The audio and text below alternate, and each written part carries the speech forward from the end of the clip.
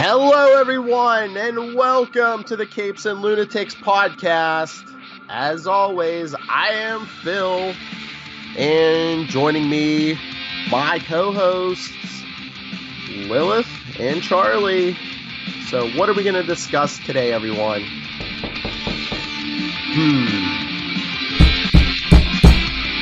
Wait, who's that? Oh, hi guys. Sorry to interrupt your podcast. I was let in the front door. I hope that's okay, Phil. Hey, Ray. You're always welcome. What's up? Oh, cool.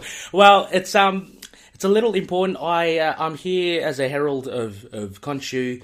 Phil, Khonshu actually really wants to see you. Really wants to see you. So, are you available? Of course. I'm always available for you and the great Khonshu. Okay. Fight me, Moon Knight nerd. Whoa, Hey. settle down. He needs our help. Well, yeah, it's Khonshu tells me it's a very important matter that cannot be resolved unless it's face to face. So he made it imperative that I bring you over to the Grant Mansion. All right, well, I can come with you. I know the hip language the kids use these days. I know, Charlie, but they need me, all right? So I'll be back really in Yeah, no time at all. What about our Quasar podcast, The Quantum Zone? Will, I'll be back, all right? Chill. Yeah, sorry, Charlie, sorry, Lilith. Yeah, we're gonna have to kidnap Phil, literally. So come with me, Phil. Let's go. All right.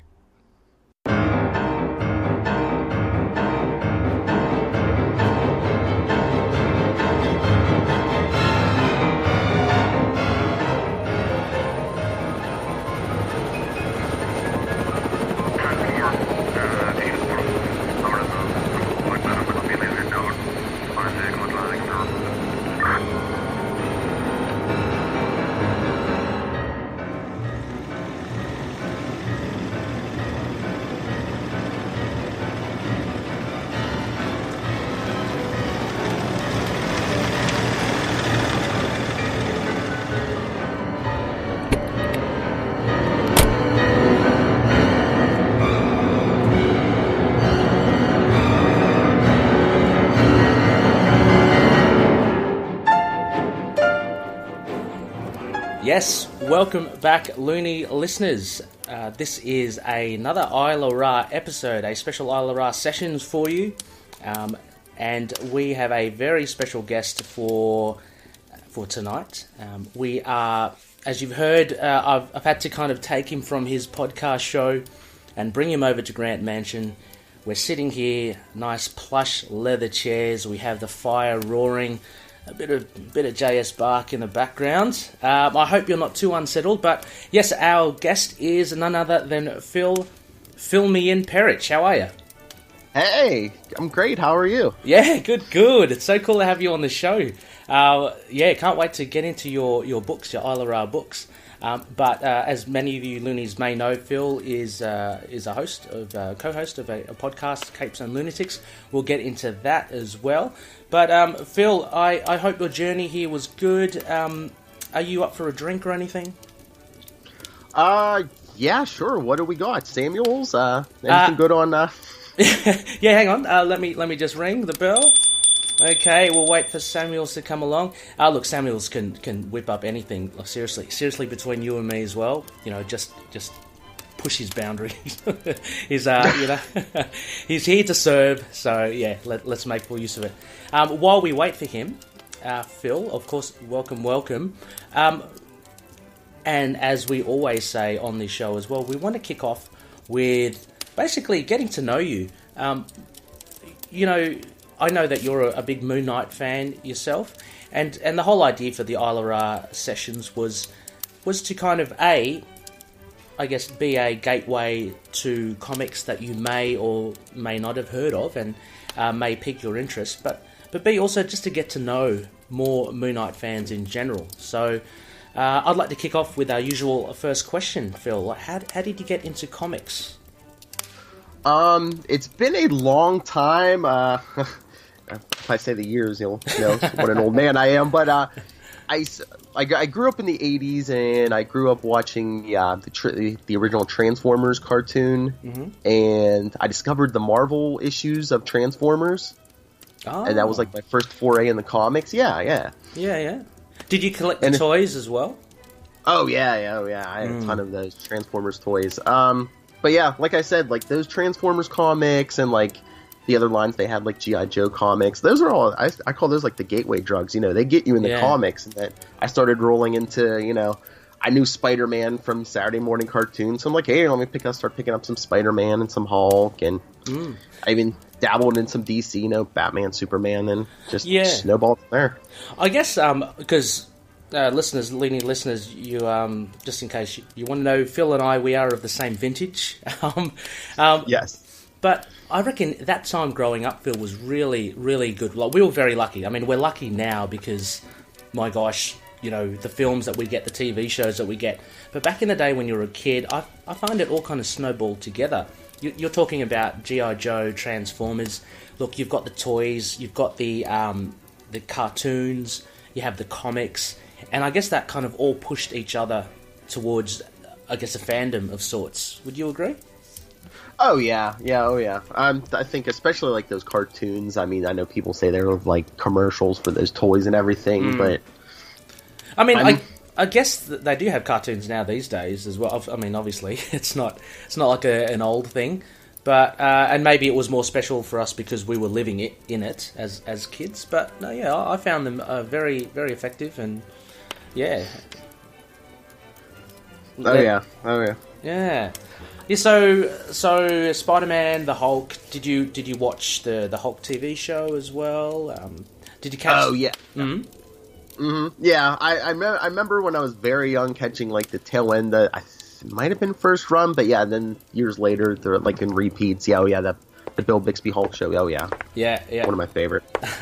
Oh, hang on. Here's Samuels. Hi, Samuels. How are you? Yes, grizzly as ever. Look, Phil, we have a special guest here, Phil. Phil, what would you like to drink? I don't know. I'm usually not a big alcohol drinker, but I don't know. I was thinking, what would Mark Spector drink? Is he like a whiskey man, or? Oh, I reckon he's a whiskey man. Yeah. All right, I'll take a whiskey. All right, okay, Samuels, give Phil a nice Isla whiskey, nice peaty. And I'll look. I'm going to have to jump in as well. Give me give me an Irish whiskey, Samuels. Thank you, and have a bit for yourself. Thank you, Samuels. Oh, I like poking fun at him. Anyway, while we wait for those drinks, I mean the comics, the Hulk TV show, Spider-Man cartoon, that was quite good as well. You have what would you say is your leanings to now? Are you you're more a DC fan, yeah? Or not that there's anything wrong with one or the other, just, you know. Yeah, I kind of go both ways, Marvel and DC. I mean, it probably depends on the day what you ask me, what I prefer, but I mean, I'm very big into both. I collect a lot from both, so. Yeah, you are the model, I guess, comic fan. He who does not discriminate, which is really good. You know, because there's always that kind of rivalry, and there's nothing wrong with a bit of friendly rivalry as well. But it's good that you read anything. And do you read anything beyond Marvel and DC? Do you go any? Sometimes I look at other stuff. Like, I know regularly from Image I'll read Spawn and Walking Dead, and every once in a while pick up, you know, if anything else strikes my. But yeah, Spawn and Walking Dead are like the big. How's Spawn going? Is that going well? Yeah, it's pretty good. I mean, I think McFarlane has like shied away from like, well, there's still supernatural elements, but he kind of making it more superhero, or it's like a big conspiracy thing going on right now. Right. The thing I think the advantage Spawn has over like any of the Marvel or DC stuff, or like the characters age and move on. Oh, okay. So like kind of like Judge Dredd in the way. Yeah. Because like the little girl Cyan, like when the series started, she was a pretty tiny girl, and now she's like a teenager. Yeah. I do. It's not like a pet peeve, but yeah, I do kind of does kind of rub me the wrong way when you have like a child character and they just never grow up. I mean, it's a lot more palatable if, you know, the person's grown up and, you know, are in their 20s or 30s for a long time. But I do like how, have you read the Punisher Max series as well? No. No, Phil, you got to. Oh, I've been reading some Punisher, especially lately. Have you read the new Punisher #1 that came out? Oh, okay, yeah. Are you enjoying that? Yeah. Oh, yeah. It's pretty good. The reason I asked about the Punisher Max is it's really good because it sets Frank as like real time, as if he was in the Vietnam War. So he's like in his mid-50s, I think, or something like that. It's at the Punisher Max series, so he's a lot older, he's a lot more worn, which makes it interesting because it gives that level of vulnerability. You know, with superheroes, they can be like, you know, untouchable, and the Punisher, especially his line of work with bullets and such, it is quite amazing how he hasn't you know, been killed yet. But now having him older, yeah, it just gives him that level of, oh gosh, he could kind of go any second, which is really good. Yeah. Oh yeah. Oh, thank you, Samuels. Thank you. That was quick. Samuels, or just there you go, Phil. There's your whiskey. I hope it's not too strong. Thank you, Samuels. That's quite good. That's quite good. Ooh, that's good.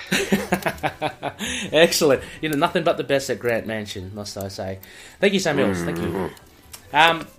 Yeah. Okay. So with drink in hand, and comic books, that's how you come about. So I want to dig a little deeper, Phil, like how you got into comics and such. So were your first comics Transformers? How was it like with your family? Like, was it your mum or dad or anyone say, look, you know, here's a comic, have a go at it? Or was it you purely finding out yourself amongst your siblings or what have you?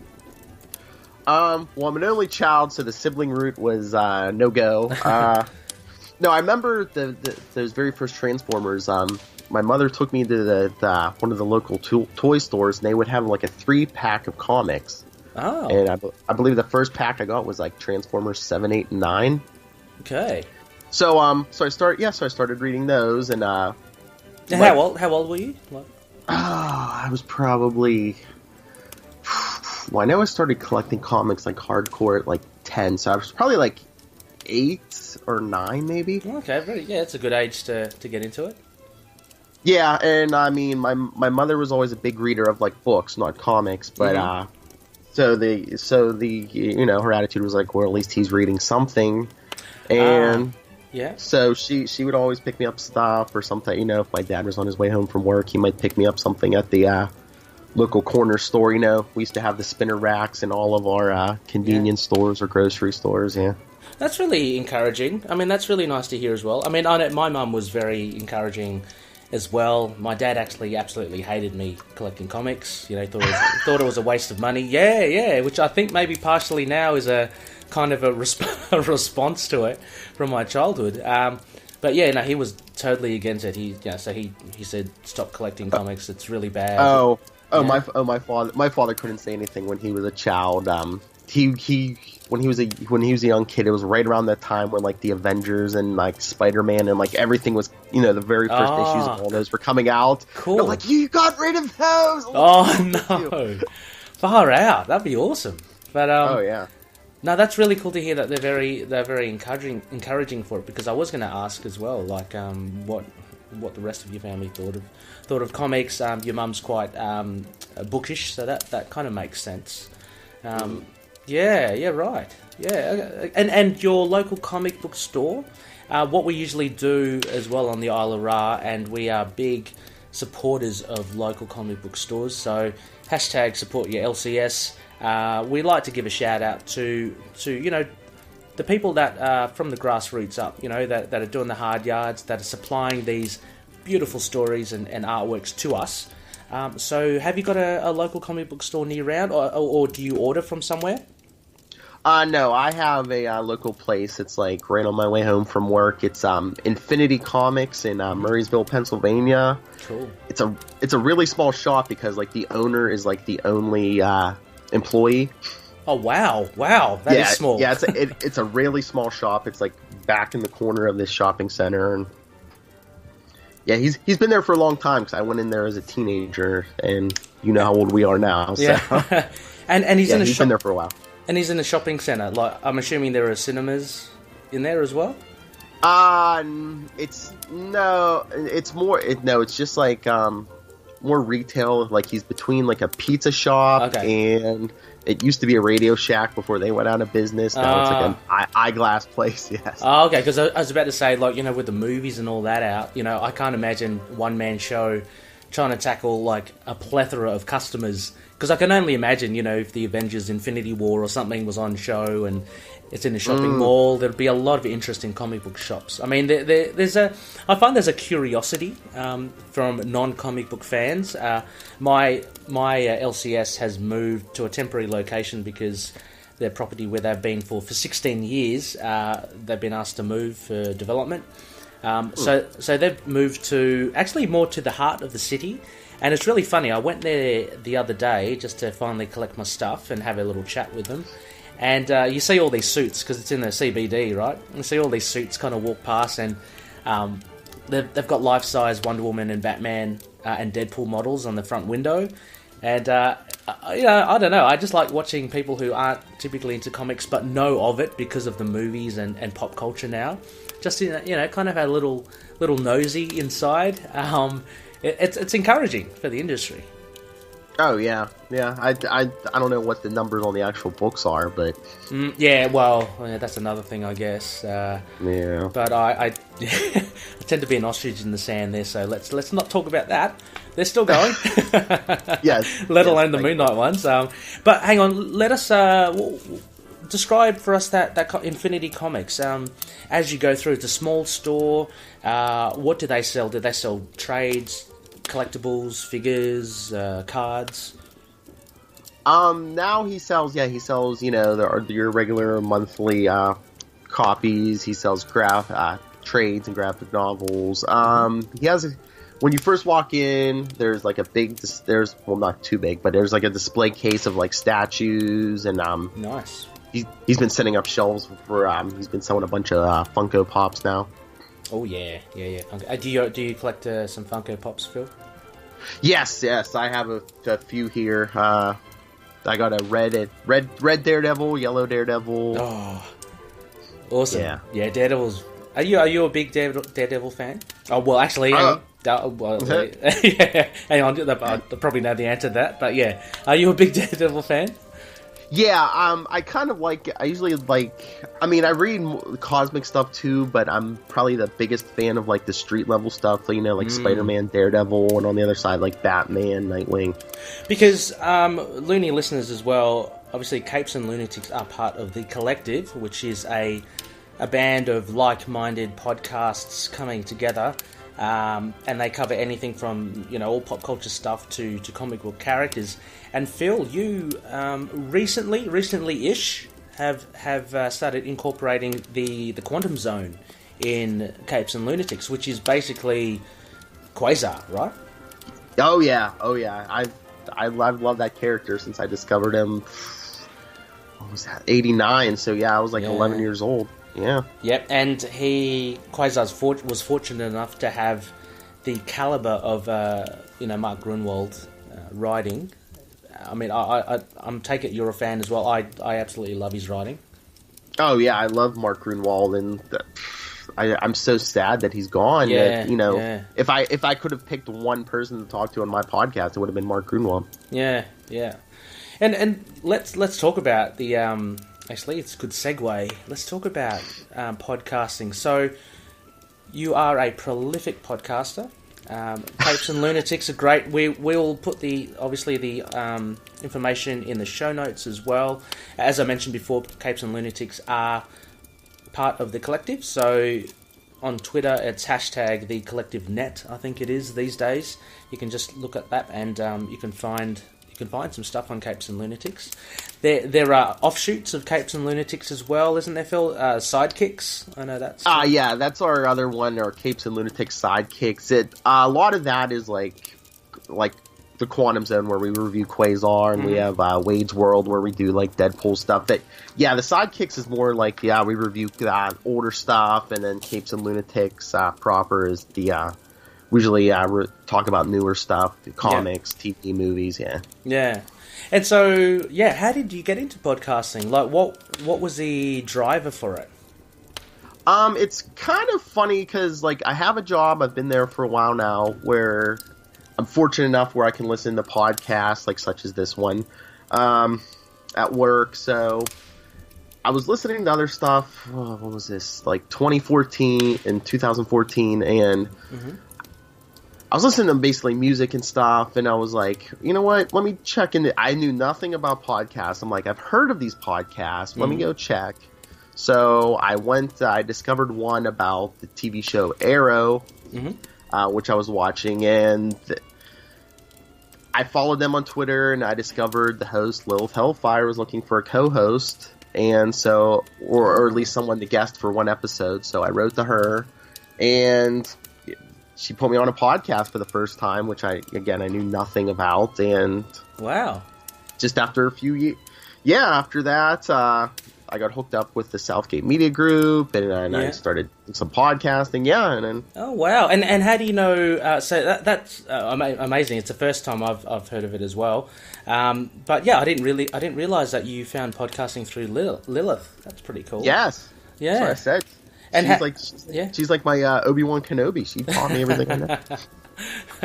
and how about the irrepressible Charlie Esser? How do you know him?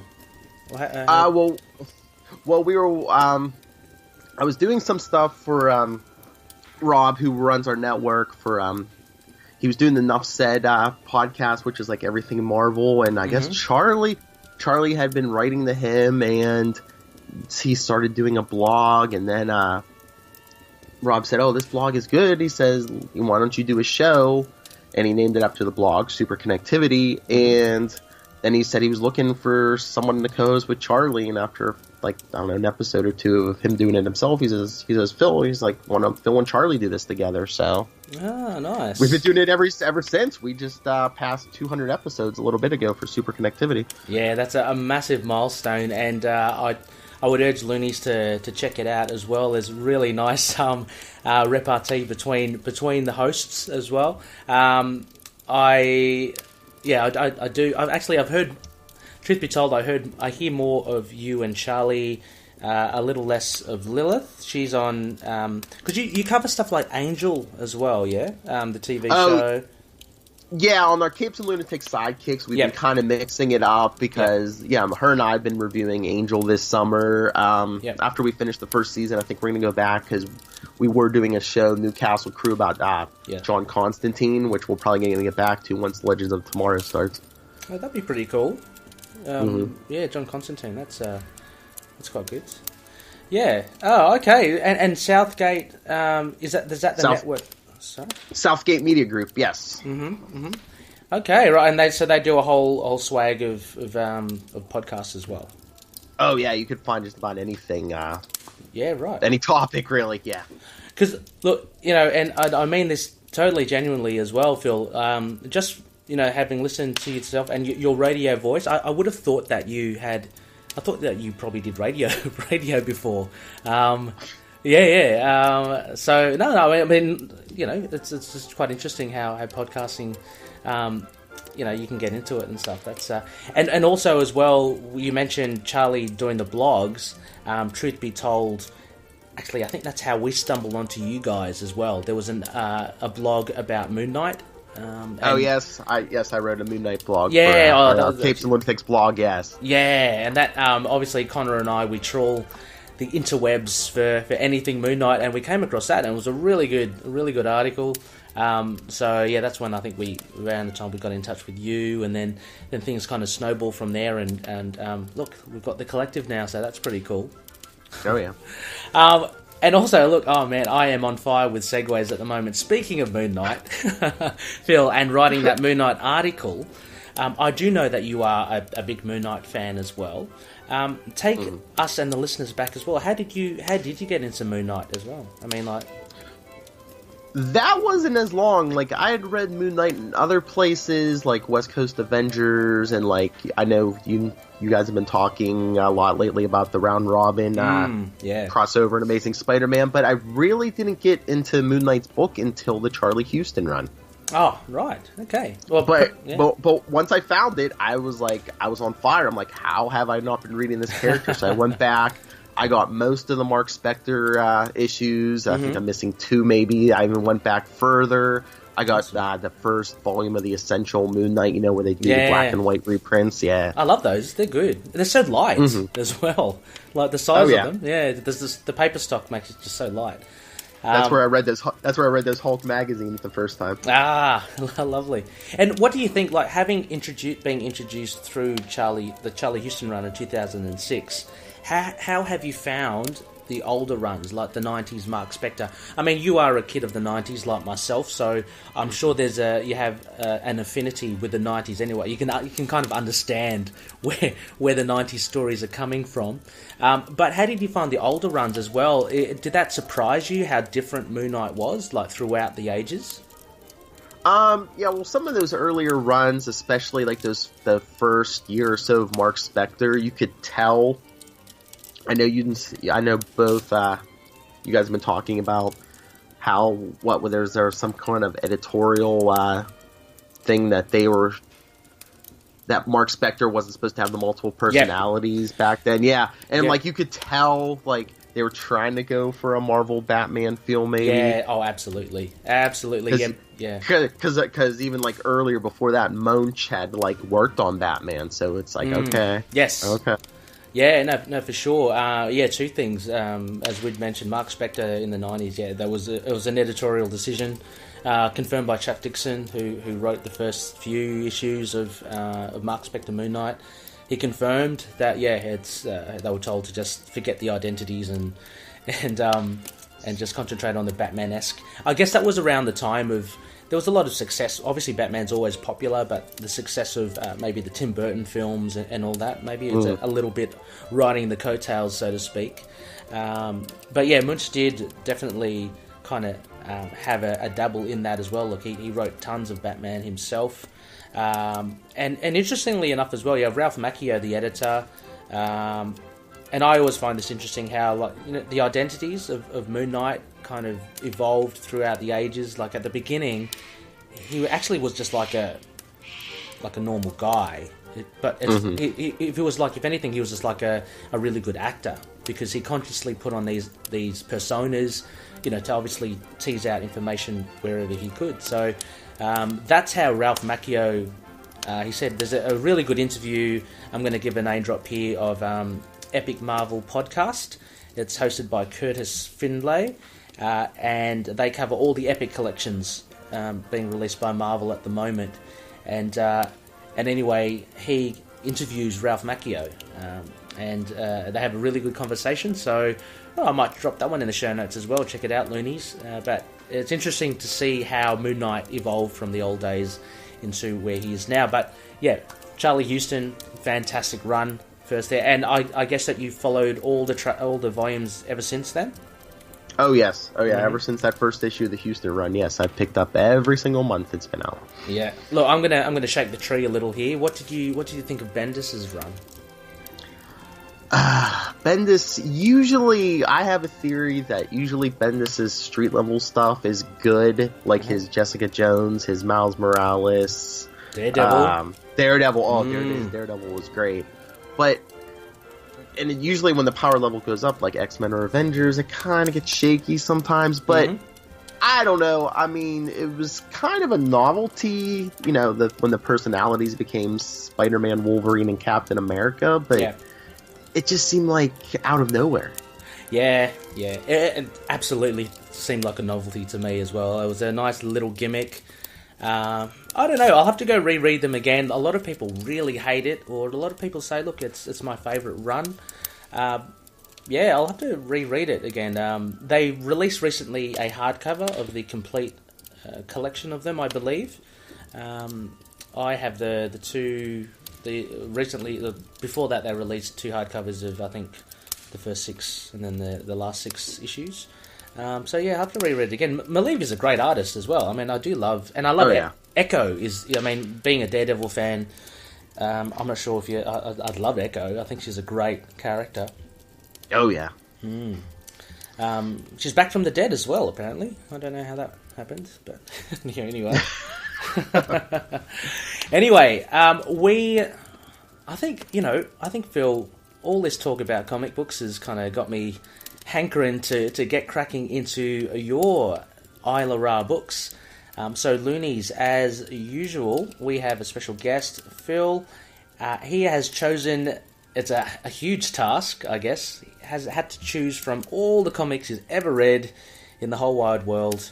Has to distill that into 4 single-issue comic books.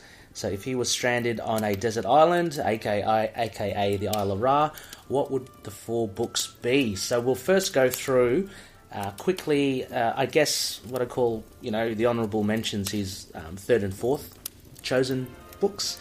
And then we'll go into detail to his top 2, which should be a cracker. As always as well, Loonies, if you don't want to be spoiled, we have encrypted links in the episode summary, so if you don't want to know what Phil's books are, don't touch them. If you want to pre-read them in preparation for listening to the Isla Ra episode, just hit the links and they should take you to the books that Phil has chosen. Alright, Phil, are you ready, my good sir? Yes, sir. Okay, look, I don't know, I have a rough idea of the rank, but for your first honourable mention, which one would you like to go for? Well, why don't we start with the Flash number 79 from August 1993. Ah, yes, a very good one. Let me just pull this one up. Excellent. Yes, the Flash. Very cool cover. I know. I do love the Flash. I don't know much about him. I just like the idea of him. I used to watch the 90s TV show. Did you do that as well? Oh yeah, that's kind of what got me into the really? Flash to begin with. Yes. John Wesley Shipp. He was pretty cool. He was quite a bulky Flash, but he pulled it off. I remember actually having a bit of a crush on, what's her name? Amanda, I can't remember her name. The doctor, the good doctor. Oh yeah. Amanda Pays, yeah. Amanda Pays, yeah. Nice English accent there. Phil, would you please do the honours and just give us the credits for this issue? All right. Let me have a. Oh, there we go. So I know it's. Sorry? It is. Oh, here we go. Yes. Yeah. The story's by Mark Waid. Mm-hmm. Greg LaRocque is pencils. Roy Richardson inks. Tim Harkins letterer. Gina Going colorist. Brian Augustin editor, and Ruben Diaz assistant editor. Excellent.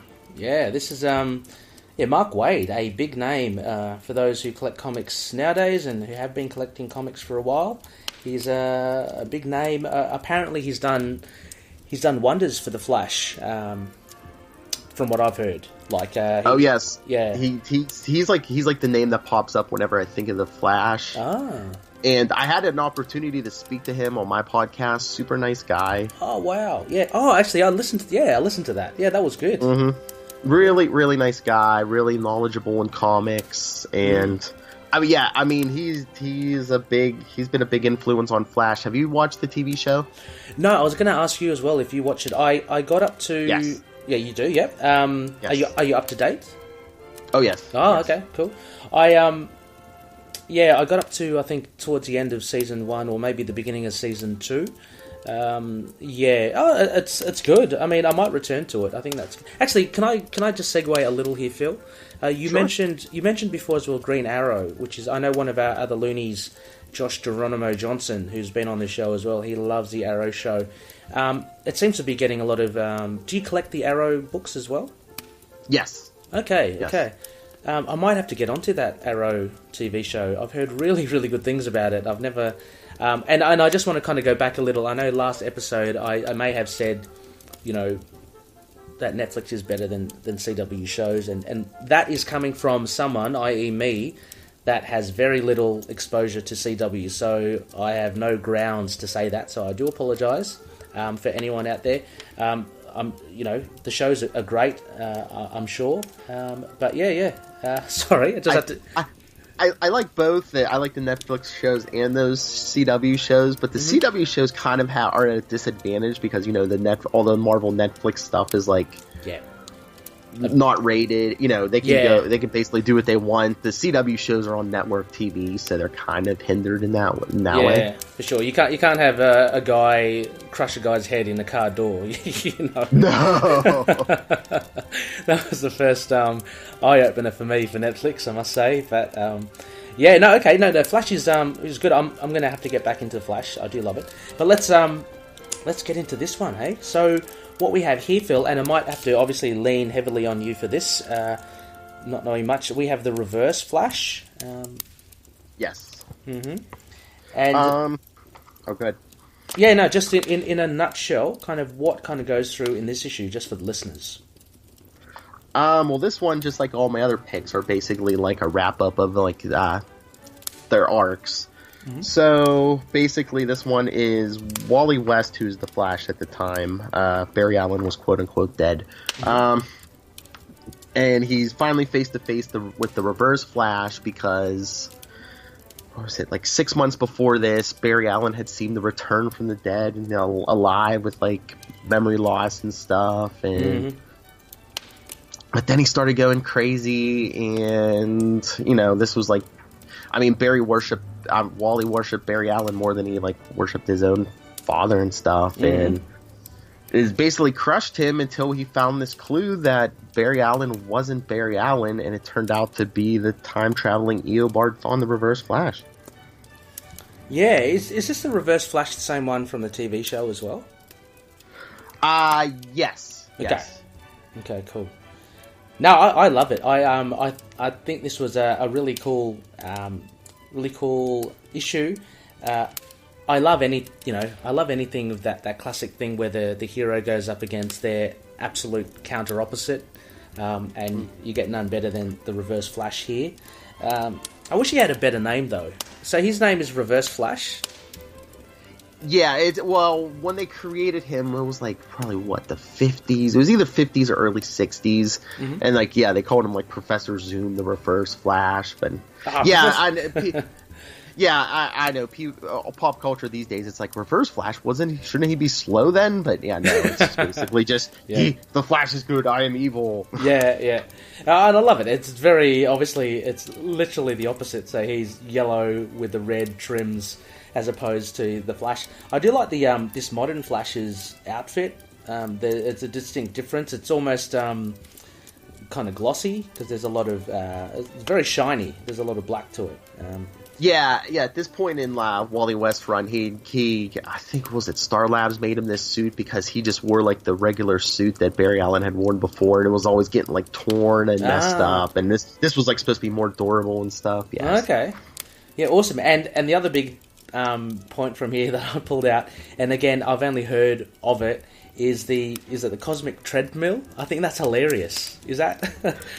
Yeah, that's another 50s thing that when Barry Allen first started traveling through time and stuff, he needed this treadmill. I guess I don't know if to direct or focus his speed so he could time travel. Yeah, these days speedsters really can time travel under their own power. Yeah. Well, I don't know. It's just a clunky kind of piece of equipment. It's like having a cosmic microwave or something, So, it's a big giant plot device, yes. Yeah, but no, it's this was really good. I thought the art was fantastic. I'm sorry, Phil, I can't speak too much of it because I'm not that clued in on the Flash. What are the main points that you like from this? What made this comic really important for you?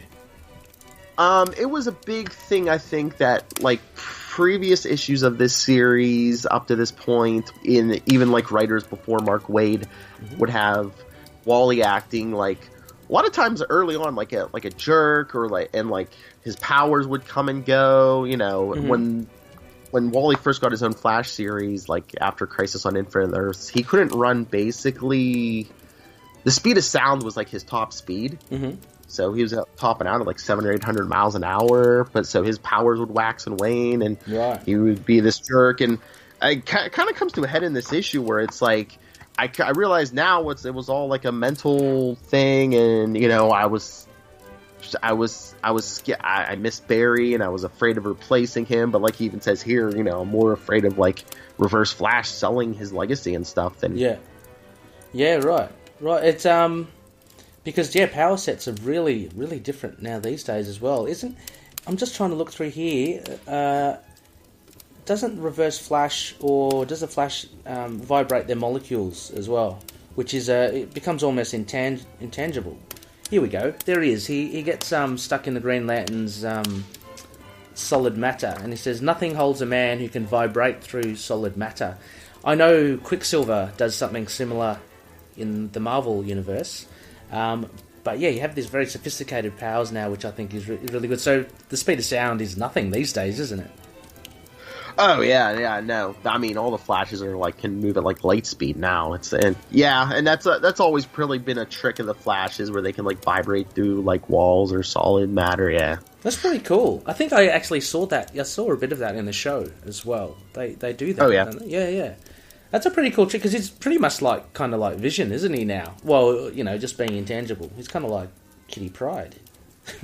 I don't know. Kind of. But I think they try to give them the time travel and they're phasing through objects just so it's not it's a guy who runs really fast. I know. Isn't the Flash now kind of one of the most powerful beings in the DC universe, doing all this time travel? I don't know too much about Flashpoint and all that. Wasn't there a huge thing about time travel?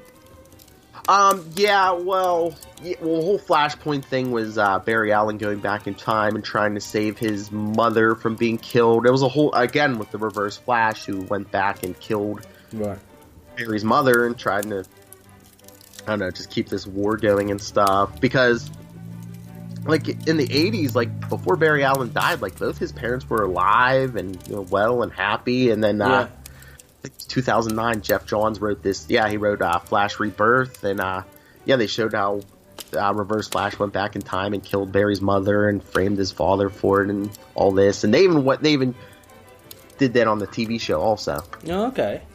And so, if you were to recommend a Flash series, like say you're saying Jeff Johns or you got your Mark Waid's, what would be a good stepping stone to get introduced into the Flash? Which arc? The arc we're actually talking about tonight would probably be good. Flash 73 through 79 from 1993, because it basically, even though this turned out not to be the real Barry Allen, they get into the legacy of Barry Allen and his relationship with Wally West. And oh, interesting. I'm not asking that at all for my own benefit. But, it's all for the show. But even later stuff, I was saying that Jeff Johns wrote Flash Rebirth in I think 2009. Okay, cool. I mean, you'll see it as well, Loonies, as well on Comixology. If you do collect the digital comics, from time to time, there are great sales on, and sometimes they have it on DC or on the Flash itself. So really worth checking out if you are interested in the Flash now, having been introduced to it by sorts on this episode. Do you collect digital comics, Phil? Or every once in a while, if I can't get something, or sometimes they do the digital first stuff, but no, most 99% I still like my physical copies. Oh man, you are a model comic fan. That's awesome. I do get some digital, but I do get a bit of everything. I've got a whole standing order of floppies, and I do get the do you get trades? I love trades. Sometimes of older stuff or stuff I didn't get a chance. Yeah, I try to get the monthlies, but if there's stuff I can't find, or I'm just if I'm not, sometimes I'll be I'll just wait for the trade on that. But yeah, okay, cool. All right, well, so that was Flash. The artwork I think was great. I really did like the art. And it's good to have as well. Again, I'm talking just purely from a non-DC comic follower. It's good to see the likes of someone else like the Green Lantern step in. To me, Green Lantern and the Flash were great were the really, to me, more interesting characters, because I guess they were kind of the second tier down from the big three, right? Green Lantern was really cosmic, and the Flash, I can't believe there aren't any more speedsters. I mean, I'm sure there are a lot of speedsters now, but I can't believe after all this time, it distills just to the Flash and Quicksilver. I mean, as the two big speedy. I mean, it's such a cool power to have, you know? I can't believe that people don't write more characters on it. But anyway, so that was that was a Flash. That was one of the honourable mentions. Very cool, very good. A big issue as well. That I think all your issues were were big ones, yeah. Oh yeah. I kind of cheated. Yeah, they were all oversized, and like these last three all end in 0, so they're like anniversary issues. Yes. Yeah, you know, well, that's a technical loophole. I can't fault you there. So so that was Flash 79. So check that one out if you can, loonies. Again, the details are in that encrypted link. Okay, now your third one, which I know you've chosen, is as you mentioned, a milestone issue, a big milestone issue. And it is 600 of Detective Comics. So this was released May 1989, and it's the conclusion to Blind Justice, which was a three-parter, and was written by Sam Hamm. Dennis Cohen was a penciler, Dick Giordano with Frank McLaughlin as inkers, Todd Klein, letterer, Adrian Roy, colorist, Daniel Raspler, assistant editor, with Dennis O'Neill as the editor, and of course, credit to Bob Kane. And nowadays, isn't it Bill Fingers for creating Batman? Yes. So this one, Phil, look, for me, I've found myself a little bit more lost in this one than the Flash, so to speak. This was a good one in the fact I did love the idea of the mind controlling. Was it the mind? It's kind of like remote control. Remote control people. I think that was really cool. But yeah, take us through. What's the gist of this? Maybe if you can explain the whole arc, if that makes more sense.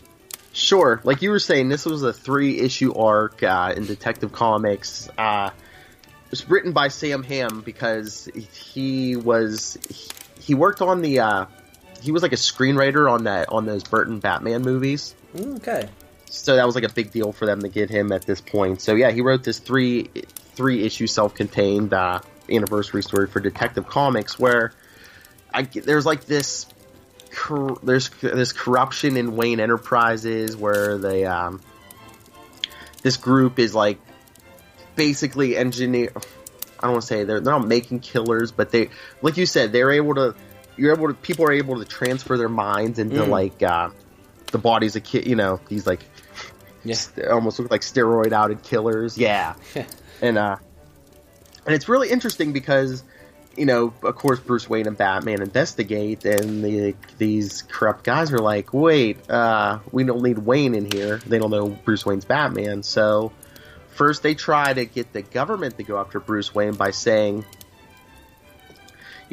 what were you, what was this guy doing overseas all those years? He was training to be Batman, but yeah, they're like, look, he was hanging out with some pretty shifty people overseas. I think he's a terrorist or something. Yeah. So, and then when that didn't work, then there was like an assassination attempt on Bruce Wayne, where they kind of pick up here with him in the hospital, where he's like, they're saying, oh, he's paralyzed, he might not be able to walk again. This is even before Bane, so. Yeah, I was about to say, like, he's been in a wheelchair a few times, hasn't he? Yeah, so. Oh, yeah. But, so yeah, and we also get, what is that? I'm trying to blank on the guy's name. The guy, one of the guys who taught Bruce Wayne, is a pretty, he basically taught him how to hunt people down and stuff. Oh, okay. Yeah. But, yeah, so Bruce Wayne's in a wheelchair, and, like, I thought this distilled the essence of Bruce Wayne, because it's like, we've seen him without some of his tools before, maybe, like, temporarily without his money, but here he's like, he uses their technique against them, and like he found an ally, one of the guys who used to work for Bruce Wayne, who this corrupt organization had used. Yeah.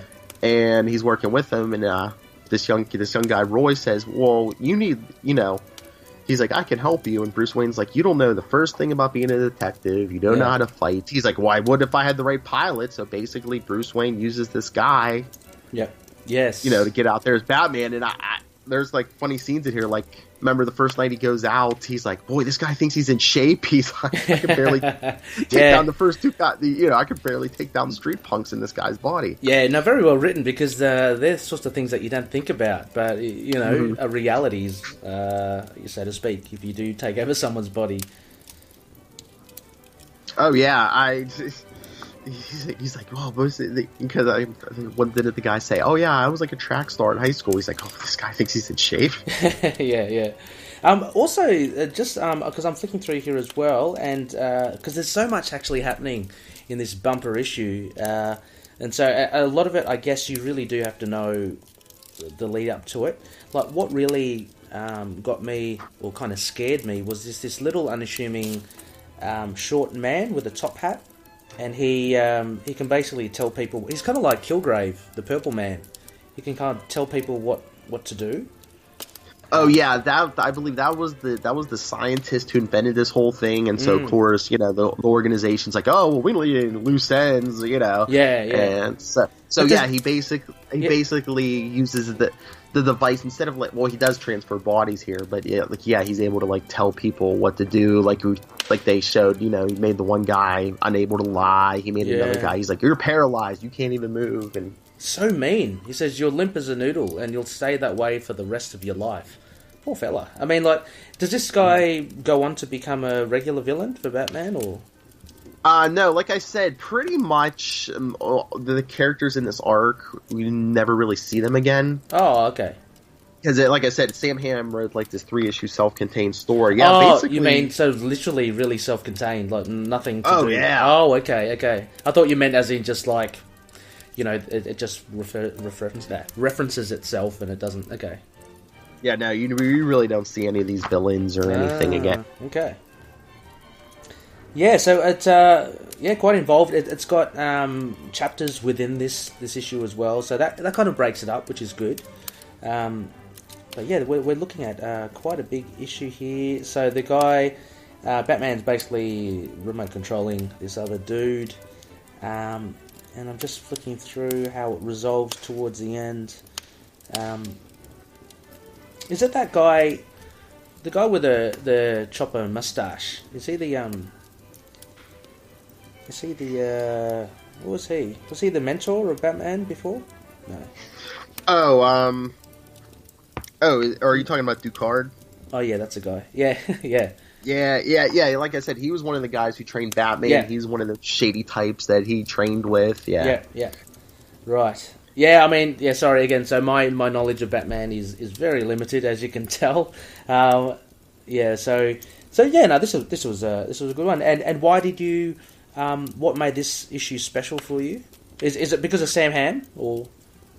Well, yeah, there was a big thing that, he was a screenwriter on that first Tim Burton Batman, and that movie had a big impact on me when I was a kid. Again, it was in '89, it came out, so I was 11 years old. I remember going to the movies and seeing that, and I was just like... Yeah. Because before that, you had Batman in cartoons and on the Adam West TV show, but this was some of those Tim Burton movies might seem even a little goofy today, but back then it was this is the closest. This is one of the first movies where it's this is so close to the comics. Yeah, it absolutely revolutionized. I mean, for someone that one of my best friends when I was young as well, he was a huge Batman fan, and so I kind of fed off that. I didn't really follow Batman, but yeah, that revolutionized everything, didn't it? Because we only had the Adam West reruns, and the animated series I remember was really good. I think they're re-releasing that soon again, the whole entire collection on Blu-ray or something. I remember... Oh, yeah. Yeah, they're doing a Blu-ray collection, and then that DC Universe app just came out. I believe that's on there, or it's coming on. Going to be on there. I mean, that still is one of the best animated series I think I can say I've watched. But I remember Tim Burton when that dropped as well, because you had the whole black suit, It was dark. It was twisted. It was really, really good. Did you watch? Because I watched a few times because starved of no superhero films. The Adam West Batman had a movie. Did you watch that one? Yes, I've seen that one. Yeah, that is so funny. Yeah, I remember watching that on repeat so many times. It's a lot of fun. Some days you can't get rid of a bomb. Yeah, that's right. It's just so campy, hilarious, but it's all in good fun. Yeah, so this was, so Batman 600, a big issue. Geez, it's coming up to 1,000 as well, isn't it? Like, Action Comics just hit 1,000. Yeah, Detective's coming soon, because this week, it's pretty close, within the year or so, yeah. Have they announced what spectacle they're going to have for the big 1,000? Like, is it artists or writers, or...? I think they might, I think they did say what team's going to lead it into 1,000. I can't remember, but I'm pretty sure it's going to be, it's going to be huge because, I mean, they put out like a big hardcover book for like when Action Comics hit 1,000, and I bet you they go even bigger with Batman. Oh, yeah. For sure. I mean, Batman, Superman, huge properties at DC. I got the Action 1000 one. I might have to pick up this Detective Comics just because it's such a big thing. And, we are a Moon Knight podcast, but Moon Knight character podcast. But, there are great things to talk about and discuss with Batman as well. Okay, well, those are the three. Oh, hang on. I'm just getting a call on the mobile. 1 second. Excuse me, Phil. Okay. Hello. Yes. Hello. Okay, man. Yes, he's here. Okay. All right. Okay. See ya. Hi, Phil. I've just got a mobile phone call from Khonshu, of all people. I didn't know he had a phone plan, but anyway, he's called me on the phone. He would like to meet us in his worship temple room just down the corridor. Are you right to go? How's your whiskey going? Oh yeah, let me throw this back. All right, let's go. Let's go. We'll take a quick short break, and we'll be right back. Alright, well, let me ask you this then. If there was one comic character you'd want to spread the good word on, who would it be? Look, that would have to be Superman. He is your bastion of good behaviour. Yeah, I reckon Soup. I mean, I was going to say Moon Knight. Moon Knight, he's alright. Moon Knight, he was the fight. A Moon Knight. I think he's a really good role model, but whatever. Superman makes sense, I guess. Yeah, probably Superman then. Fine, I'll agree. Hi, I'm Connor, a fan of truth, justice, and the Australian way. And I'm Ray, Lex Luthor sympathiser and Brainiac groupie. And we're your hosts for Last Sons of Krypton, a Superman podcast where two Australians, one superfan and one newbie to Superman, cover everything, anything Superman. And it's going to be awesome. We're even going to dress up as Superman. I'll probably be more like Bizarro, but sure. So coming soon, make sure you guys keep an ear out. Look forward to catching you then. Whoosh! Whee!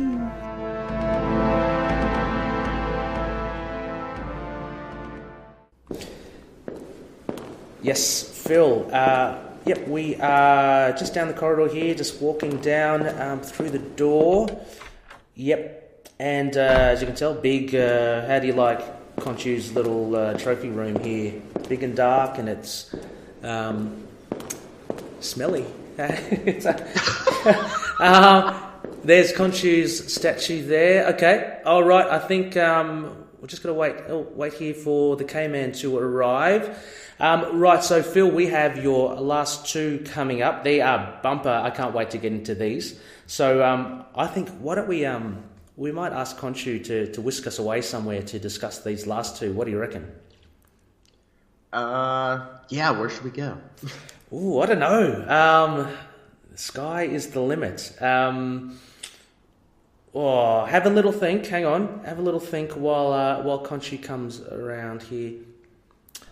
Hello, Khonshu. Hi, Phil. bow your head. This is Khonshu. Hello, Khonshu, how are you? Who disturbs the great Khonshu? Yes, we heeded your call. Phil is here. I actually interrupted his podcast episode just to bring him in. We had a nice little chat though in the living room there. But you wanted to speak to Phil for any particular reason? Hello, Phil. Phil, me and PERICH, how are you? I am good, almighty Khonshu. You know why I brought you here today?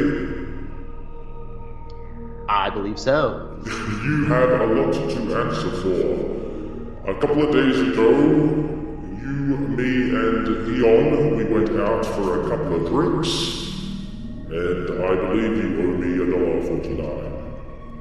Oh, and I see. And you knew and the cosmic awareness told you I would give you that. Here you go. Thank you very much. I believe it was that caramel slice that you ordered, but that's fine as long as you pay me back. I am happy, and Khonshu is almighty. Yes, thank you, Khonshu. I'm glad that Phil can repay his dues. $1.49 seems a little stingy to me, but look, hey, I'm just your high priest here. Who am I to say anything, eh? Anyway, while we have you, Khonshu, and since Phil has paid you back, I believe you owe us a favour now. Would you be able to whisk us off anywhere where we can just discuss these last two issues of Phil's? Of course, Ray, I can. Let it be so. Hold on, Phil, here we go.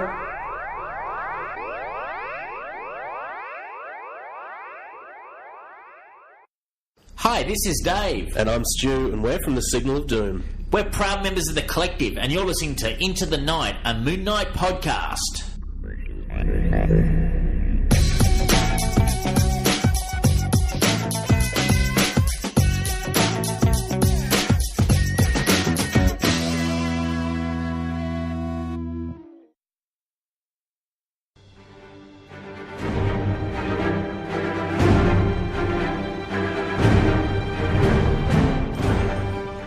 All right, Loony listeners, we are here. Where does it look like we are, Phil, by any chance? Do you know? Could this be Avengers Mansion? Oh, yes, it does. It looks cleaner. The air smells fresher. Yeah. I think I saw Jarvis. I think you're right. How refreshing to meet someone who appreciates the fine things. Yeah, this is a pretty funky dude. Well done, Phil, for picking a good pad. Thank you, K-Man, wherever you are, for taking us here. Let's go sit on the terrace there. Okay, cool. I can see the Quinjet out on the tarmac there. I can see other complexes nearby. Yeah. So, Phil, we are onto your last two books here. The sun is shining brightly. It's just everything seems fresher and everything seems better here, Phil. I don't know why I'm hanging around Grant Mansion, but anyway, we're here for your final two. And look, I'll put it to you, Phil. Which one would you say is coming in at number 2 for your top 4 list? Well, why don't we do Daredevil 300? Woohoo! Daredevil 300. Yes, Loonies. As mentioned and as professionally concealed before, as I did, Phil is a big Daredevil fan, and 300 last parts, the last part 4 of 4. Now this is a bumper issue, Phil, and I hope you don't mind. We'd love to go through this, actually, before we do that, let's just go through the credits. Have you got the credits there for you, for everyone there, Phil? Yes. Writer D.G. Chichester, penciler Lee Weeks, inker Al Williamson, letterer Joe Rosen, colorist Max Sheely, editor Ralph Macchio, editor-in-chief Tom DeFalco, and special thanks to Mark Grunwald and Bill Battle. Excellent stuff. Now, I remember, Phil, around this time, so this was released 1992 in January. Yep. I love this run of Daredevil around this time. I'm not sure about you. I mean, obviously you picked 300, but D.G. Chichester, Lee Weeks, Al Williamson, those three, they did an epic run of Daredevil. I just loved it, and this was a culmination, I guess. It had, I guess we can say, it had it coming. He really built up this Kingpin this thing, but this was a fantastic story. Now, have you got your issue ready here, Phil? Yes. All right. Now this is a big issue. Oh, it's okay. So let's just go through what we the story here. So basically, look, we'll just run through page by page, but just very, very quickly, okay? Because I know that there's a lot of stuff here to cover. Yes. So basically, J. Jonah Jameson, he's in his office and he's talking to Daredevil, who's in the shadows. They're just discussing, I guess they're discussing the Kingpin and how he is a danger, basically. How dangerous he can be.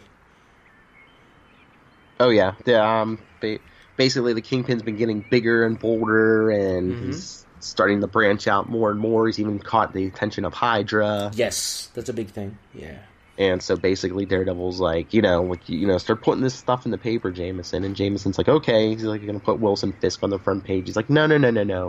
Put the name everyone knows and buy on that front page. So he puts Kingpin. Absolutely. And then we see up in Fisk Towers, and again, as you mentioned, there was an altercation with Hydra.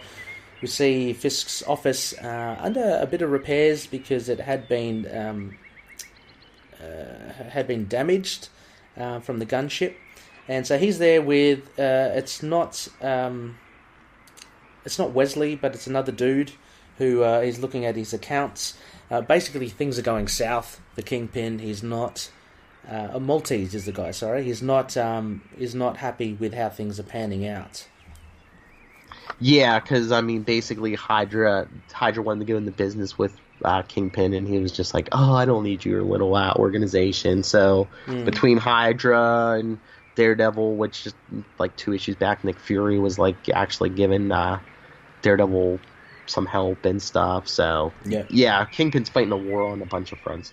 Yeah, and it has to be reminded, I guess. Yeah, this is the final part of what has been growing steadily in the arc, but you still get a sense of it here that this impending, I guess, breaking point for the Kingpin happens. And anyway, so he reflects on actually having to really, really get into things in order to get things to work, so to speak. So there's a little quick flash of, we see, you can assume it's Kingpin washing his bloodied hands in a puddle of water, and he basically caps off saying that, having the blood on your hands is a mark of success. So that alludes to something a bit later on. Oh yeah. And then they get him and Maltese get interrupted. Basically, this big group comes in and with a search warrant, and basically Maltese is basically saying, wait a second, we have the proper arrangements with the city and state. And this woman, Catherine Mulper, is like, oh, that's your problem. I'm not state or city. I'm federal. So she's quite a colourful character. Like she's got a bit of character to her. Seems to be a big baseball fan, and she's the DA to the Manhattan district, it seems. So anyway, so we cut to, they actually have the Kingpin in court, and she's kind of grilling him, so to speak. People at this stage as well are picking up the Daily Bugle's articles on the Kingpin, and things are setting in motion. Basically, an attack on all fronts at the Kingpin. Yeah, this whole thing is like it's been years coming ever since Frank Miller's Born Again. Yeah. When Kingpin messed with with Matt Murdock's life, so now it's kind of the reverse is happening. Yeah, and I loved it how it was such a build up to it, and because it just gave it so much more gravitas. when it does happen, because he's such an ominous figure. But you actually empathize with the man as well. He's not just your one trick villain. You get to see things from his side. It's really good. Oh yeah, and especially that flashback. We get the flashback of the bloodied hands.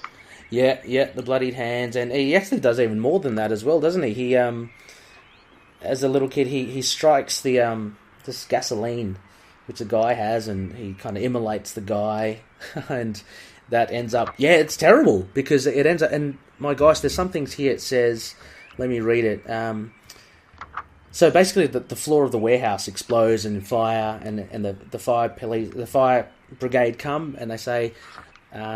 they ran down from above then, some thrown by the blast. Most of the workers so fearful of the flames they'd rather take their chances with a shattering leap to the street below. Red human jelly mixes with the sooty runoffs. It's just really evocative stuff from Chichester, really grisly stuff, and you kind of are reminded this is the stuff that is on a young King Fist's shoulders, what he's just done. But yeah, burned a building, killed people, all for $15. Yeah, but he's resolute about it as well. So the last thing he says, he did it for Mum and Dad and us. So he's justified it straight away. So it's a nice little look into his psyche, I guess, and that kind of draws us back to, like, he's been reflecting on that, and he mumbles $15. He's in the courtroom, fully grown, and Malpa's cross-examining him. And as he kind of leaves, I love this little panel here. He looks so sinister, Matt Murdock. He's just over the shoulder of Kingpin, and he just says, "Recess, free time. Enjoy it while you still can, Willie." It's just a very cheeky little thing from Matt Murdock, and it's that kind of balance that Chichester does, where you kind of look at, going, "Geez, the Kingpin's getting kind of bullied here," although you are reminded that he's the villain as well. Oh yeah, he's had it coming. He's ruined lives many times. Absolutely. And so, go ahead. Sorry, no, go ahead. No, I was gonna say then next it's Daredevil meeting with the DA on the roof, and she's like, "Well, things seem to be going good, but I see some doubt in some of those jurors' eyes." And Daredevil's like, "Okay, do you need me to give him a little extra push?"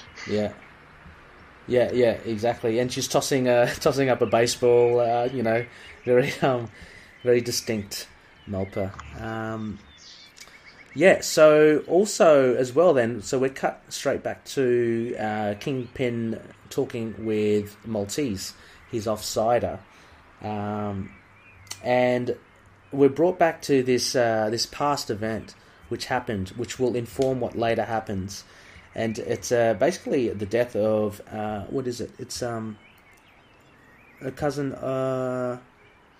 The cab driver. Yeah, they kind of showed this real quick in Born Again, where the Kingpin had his men kind of try to kill Daredevil, put him in a cab, and make it look like he killed this cab driver, and they were both going to drown in the river. But yeah, so they basically use a billy club of daredevils to beat the man to death, and they shove him into the cab, and hopefully that's it. And so anyway, this informs what happens next, what Kingpin's next move is, which is basically he goes to it's a parcel check. I thought it was it's a parcel check where you keep where you can store stuff, and he's trying to get something from the guy behind the counter.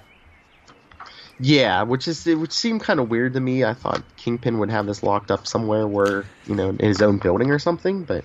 Yeah, something that important you'd want somewhere else. Maybe he wanted it to, be somewhere very discreet. Who knows? But yeah. That is no connection. No connection to him, yeah. So he's trying to get it out. He's trying to get it out, but all his accounts have been frozen, so he's haggling with the guy when Daredevil shows up. Yeah, and at this stage he's quite irate anyway, and I think the appearance of Daredevil kind of really sets him off, because he gets the shits basically, and he smashes through the barrier, the till barrier, and he just says, "Bloody give it here!" So he rips the guy through the barrier. and he grabs the parcel, which we all know is the bloodied billy club. And he just goes at Daredevil. And this is the beginning of, basically, you see the unraveling of a man. Oh, I love this. I love that page, that big splash page where he hits Daredevil and he says, I've done nothing wrong. And then the next page is Daredevil wiping the blood off his chin saying, nah, you have. Yeah. I mean, you got full credit. Daredevil can take a punch. I mean, he's got Kingpin, who has a massive amount of strength.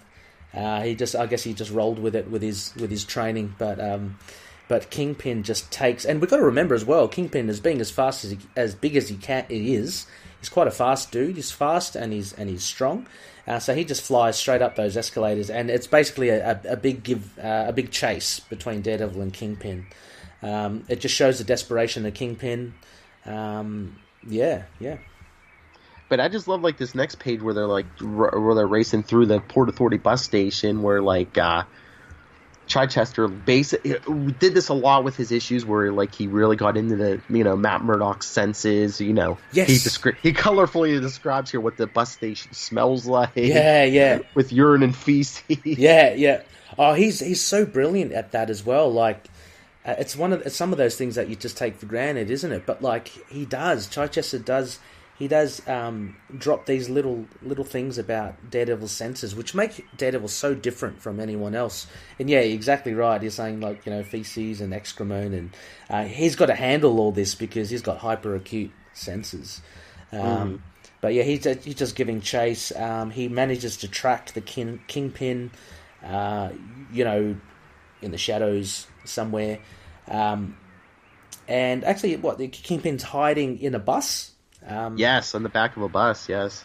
This is the Kingpin of crime, of New York, and he is reduced to hiding in the shadows in the bus, but obviously he cannot hide from Daredevil, who literally can see anything with his radar sense, but Kingpin just attacks him still.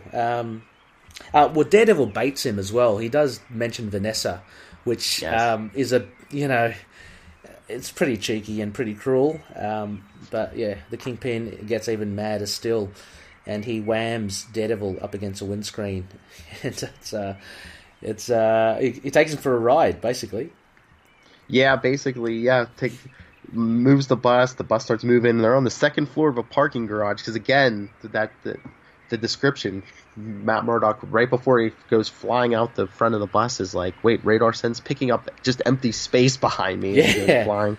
Yeah, absolutely great. It really does, the writing does really complement the...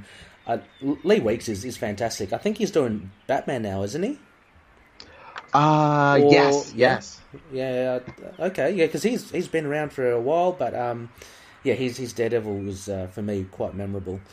Oh, Yeah. So anyway, I love this half-page splash of really kind of detail there. The bus crashing through the barrier, the concrete edge, and Daredevil just flying through the windscreen there. But he manages to grab the bumper at the front, and he's just hanging on for dear life. The Kingpin, he's still friggin' seeing red. And he's grasping the edge of the bus, with bloodied hands. There's broken glass everywhere. So he's just mad into hell. Yeah. So yeah, the Kingpin takes off. Daredevil swings down with his billy club. Mm-hmm. Why did the Kingpin go back in the bus station? But I know, he's kind of doubling back, and of course, the man without fear tackles him again through some more crashing glass, which is and they land on a pool table, it seems. No, I think it's one of those things where it was like a big display where the balls were rolling through like these glass, whatever. Okay. Oh, right, yes. So they're on the floor, but there's all these pool. Again, this is cool. Where there's all these pool balls on the floor. So Kingpin's like, almost losing his footing. Daredevil with his radar sense is just jumping through them. Yeah, and I love this. It says while the Kingpin lurches among the debris, staggering, I dance, and you can just imagine how graceful Daredevil is, just hitting those little points where there's no balls, and we get a little slight cameo from none other than Peter Parker and MJ, which is pretty cool when they were together. I think they're together again now these days, but so that's pretty cool. And Peter's just saying, "Look, I'm going to stay out of it. I reckon Daredevil can handle it himself. Which I kind of thought, hang on, wouldn't you just want to really nip it in the bud? You know, if I was Spider-Man, I'd just get in there. Let's end this straight away. But maybe, I compliment them on their restraint of not putting Spider-Man fully in this issue. But it's like, at this point, they both knew each other's identities. So I think maybe Peter Parker was like, oh, you know what? As much as Kingpin's been a pain in my ass, I mean, he's really screwed with Matt Murdock's life. Let him have him. yeah, exactly. And man, it's just so cool. Like the Kingpin's just running. So he runs through like a underpass, and he goes through past some homeless people. Daredevil's just giving chase, basically, and they end up basically face to face, and they go at it again. Oh yeah, just fighting, just smacking each other back and forth until Daredevil gets a hold of that billy club. Yeah, and you can see the size difference as well. Really, really good by Lee Weeks, showing the immense size of Kingpin. You can see that one bit where he tries to grab Daredevil's neck. Look at the size of his hands there, but Daredevil kind of gets him on that point right near the wrist, and that hurts him. Double hit the back of the head. You know, he manages to get the club, and he tosses it in the fire, because we know the fire will cleanse everything. It'll be as easy as that. But, you know, again, good stuff by the writer, saying that even with that burning hot stuff, the Kingpin's so desperate, plunges his hand in, and Daredevil can kind of sense the blistering and the sizzling of flesh as he goes and gets it. But by then, it's too late. It becomes worthless. Now, I guess the charred wood in his hand. Well, yeah, you would think the fire, if nothing else, would destroy the DNA evidence, the blood, the fingerprints, Yeah, and then we're left with what is kind of like the end of it. There's a little bit of an epilogue at the end, with just Kingpin, just really cool, just no background, pure white, Daredevil just standing over him. He's just a broken man. And Daredevil uttering the words, "I forgive you." Yeah, which is really, really good, I think, as well. Well, yeah, I mean, this was like another point in time where they played up where Matt Murdock was like a very, very religious Catholic, I believe, man. Yeah, which is good. I like that component of the character, because you don't have that many superheroes or characters that do have that angle and are that closely akin to religion. So yeah, it's really good. And then at the end we get this sod, Gerald James Sabini. He's a bit of an idiot, isn't he? He tries to get Kingpin while he's down. Look, it doesn't take long for Kingpin to be out on bail. We get that little flash up in the newspaper. The Kingpin is out, but one of his, I guess, past rivals approaches him. They have bailed him out, but basically Sabini's saying, well, I bailed you out, now you owe us, so I'm going to demean you as much as I can. But Sorry? Well, Sabini's an idiot, because, I think he worked for the Kingpin, and the reason he's wearing an eye patch is because I think 3 issues back, wasn't it Kingpin had Typhoid Mary take one of his eyes. You know this guy will mess you up. It's like, why don't you just help the Kingpin, and if he eventually gets back in power, you're going to be, he won't forget you. Yeah, and he asked him to do something so silly, like, pick up his laundry. Like, of course, as if the Kingpin's going to agree to that, and it leaves himself wide open. Anyway, he ends up with a crack on the head from the Kingpin's cane.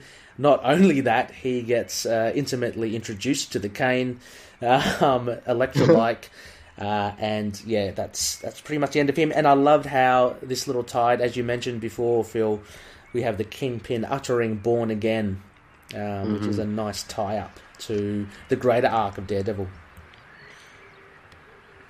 And not only that as well, and again, so they come in.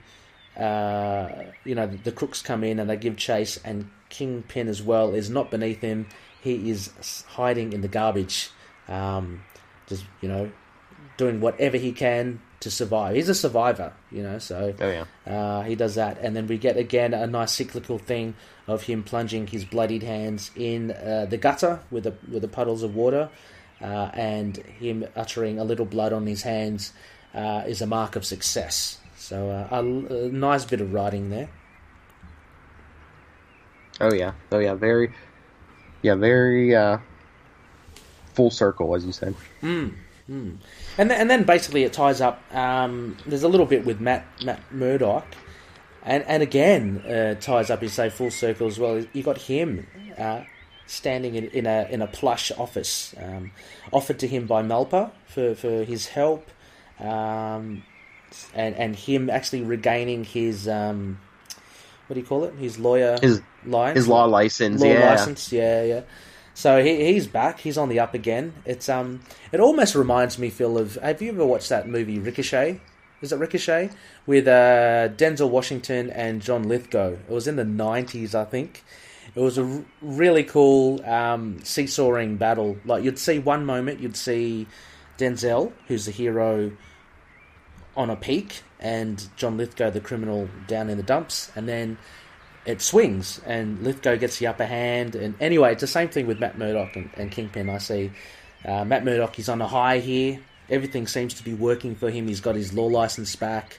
The Kingpin is down, and the Kingpin is at the bottom, but you just know he's going to climb his way up again. Yeah, I mean, I never saw the movie, but yeah, I mean, Matt Murdock lost his law license and Born Again, so this was years coming for the Kingpin and Matt Murdock. Yeah. But really, a really good issue here, Phil. I'm really glad that you chose this one. I guess no real reason to ask you why you chose this. Because your love of the character and the summation of what this issue is, I guess. Oh yeah, just the big culmination of his battle with the Kingpin that had gone on for years, and like we said, just Chichester's writing was just so great. And yeah. Oh, fantastic, and I'm glad we are in Avengers Mansion here talking Daredevil. Only a part-time member, but he's revered amongst his peers for sure. And finally, Phil, we have your big #1 issue. This is a doozy as well. Would you mind revealing this to our Loony listeners? All right, this is Captain America issue 350 from February 1989. Yeah. Supersized as well, and on the cover we have Captain versus Captain America. I have a few questions about this suit a bit after I'll ask you, Phil. But okay. So this was this is titled Seeing Red. It's a milestone. Mark Grunwald is a writer. Kieran Dwyer pencils with Al Milgram inker. Jack Morelli letters. Greg Wright colors. Ralph Macchio editor with Tom DeFalco as chief. So, for those Captain America fans, you're in for a treat here. This is a good one. So, basically, again, this is a rounding up of I guess there's a lot of lead up to this as well with basically the Red Skull. The main players here are the Red Skull, John Walker, and Steve Rogers, right? Yes. I mean, there's stuff in here that's been going on for like 20, 30 issues. So, I mean, it's like a big culmination.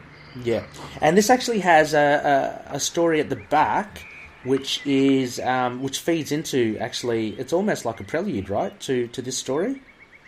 Yes, because it explains how the Red Skull was alive when he seemingly died in Captain America's arms in issue 300. Yes. Yeah. But so it was really nice and clever to wrap things up with that backstory there. So let's launch into this one, Phil. Are you ready? Yes. Cool. Okay, so we get a glorious shot first of what looks to be Steve Rogers. We know it isn't, but nothing but his budgie smugglers, and he's saying, "I'm ready. Ready for what?" facing down 5 men dressed as Captain America. Yeah.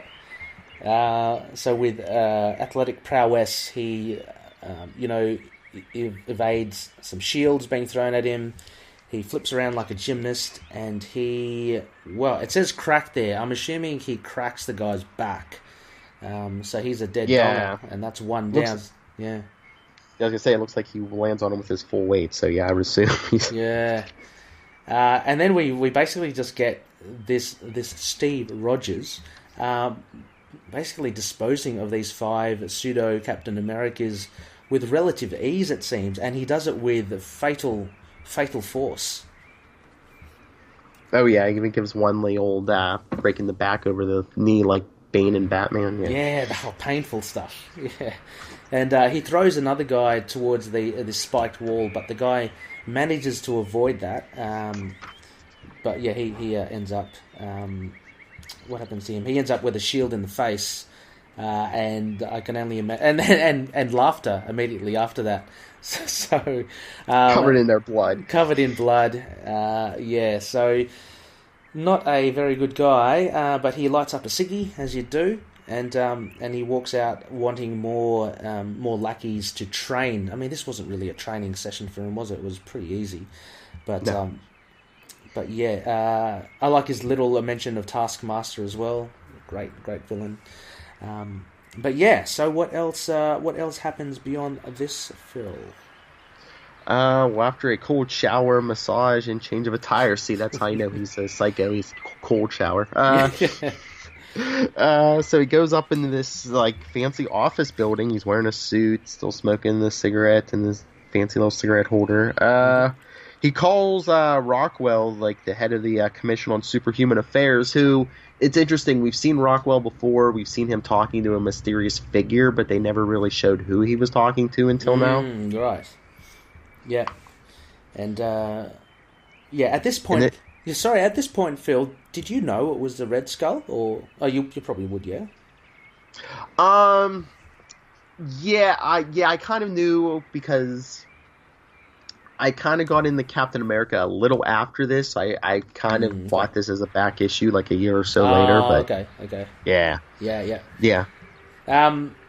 Cool. So anyway, after that discussion, we pan to New York City, and what looks like the real Steve Rogers is just there buying the paper. Things are just going on as per usual. There's a mum with a little child.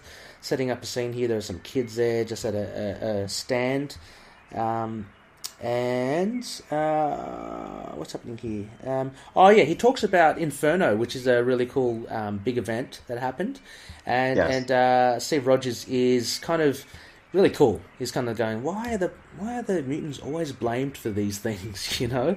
So and maybe we should have a couple of mutants on the Avengers. Maybe that will help, like, you know, politically for them. So yeah, so very cool. Just a lot of thoughts happening through Cap's head. And then all of a sudden, this delivery truck goes out of control. Yeah. And the guy goes, the effing brakes is out again. Jeez, if they were out before, you get them checked out properly, will you? But anyway, I know. Yeah. So he's had a problem there, but Steve Rogers pounces into action, and we see him in the US agent suit. But this is a question I was going to ask Phil. Are we seeing the origin of the US agent suit as well? Like, yeah. This was this storyline was the first time that was shown, and Steve Rogers was the first one to wear that suit. Yeah, right. Because when the government took his Captain America identity and suit, his friend D-Man had this suit made for him. Okay, cool. Because like an issue or two back, he got his original shield back. Before this, he was walking around with that vibranium shield that U.S. Agent usually uses too. Okay. Yeah, because U.S. Agent's a pretty cool character, I think, and Walker is the he ends up with the mantle of the U.S. Agent. He's an interesting character. We'll get to it, but he has slight differences to Captain America.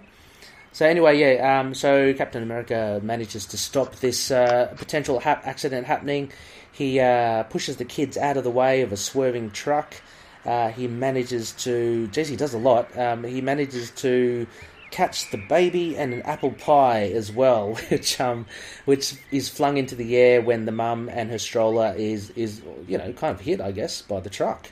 She's fine because she's straight away up and about, but good old Steve managed to save the baby and the pie. Yes. Country, apple pie. Yeah, exactly. Yeah, very. Yes. Yeah. So then we go to Fort Meade Special Powers Compound Medical Center. Yes. And this is in the aftermath of the last 2 issues. A villain named Flag Smasher had after John Walker as Captain America tried to stop him. Flag Smasher had submerged him in waters in the Arctic Circle and basically told Battlestar, go get the real Captain America or this guy dies. Ah, right. And Loonies will know Flag Smasher from the Acts of Vengeance as well. Moon Knight tackles the Flag Smasher. Yes. So there's a little link there to Loonies. Yep, so John Walker's basically, he's in bed.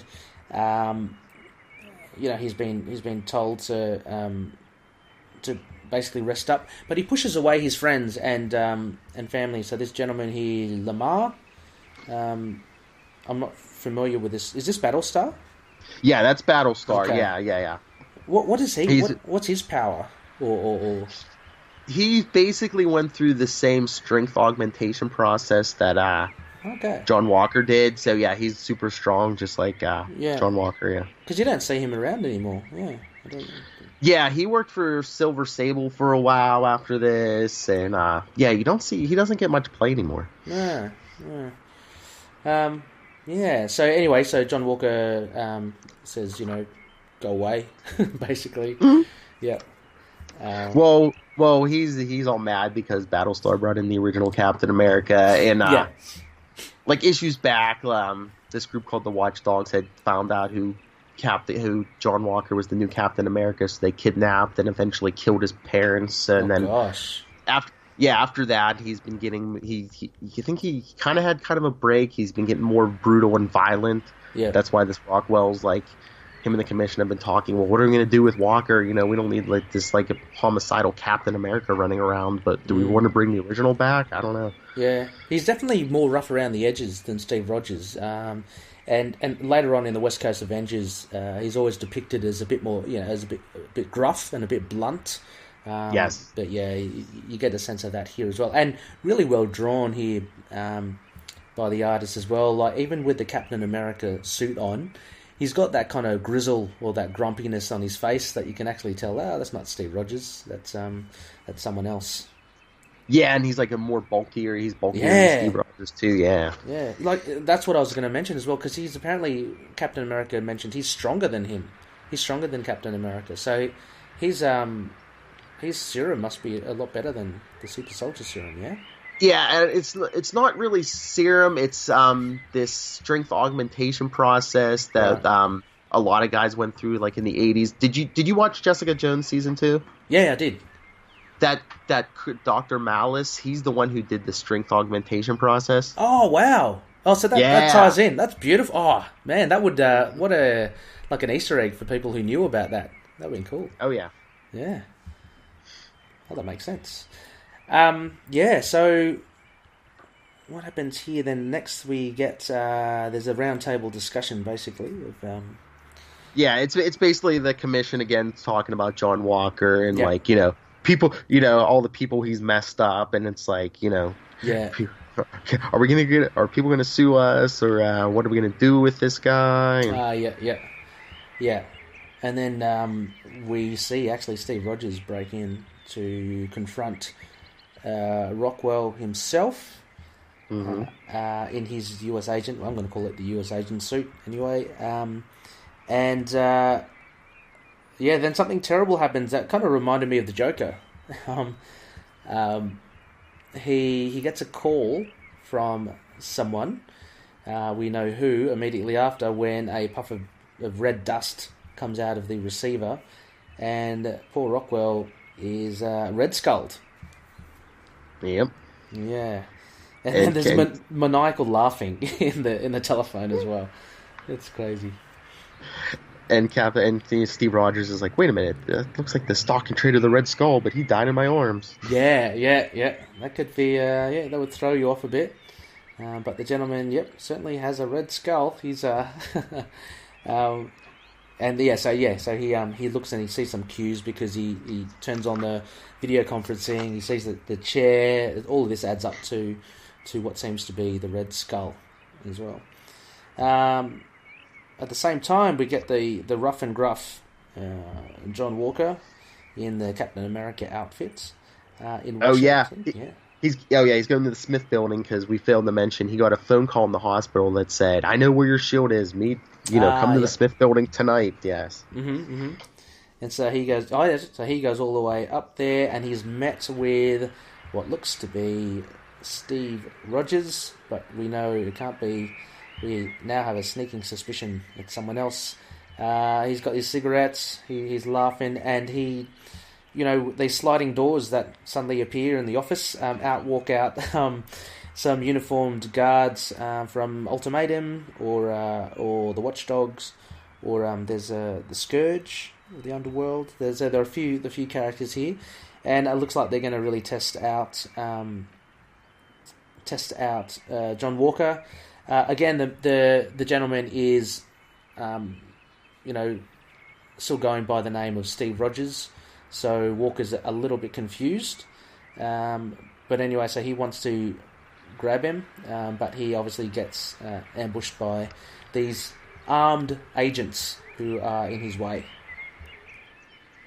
Yeah, it was kind of a way to show that this mysterious evil Steve Rogers was behind everything John Walker's been through like the last couple months. Because like I said, there's a watchdog there that's part of the group that killed his parents. Yeah. So he is a bit riled up.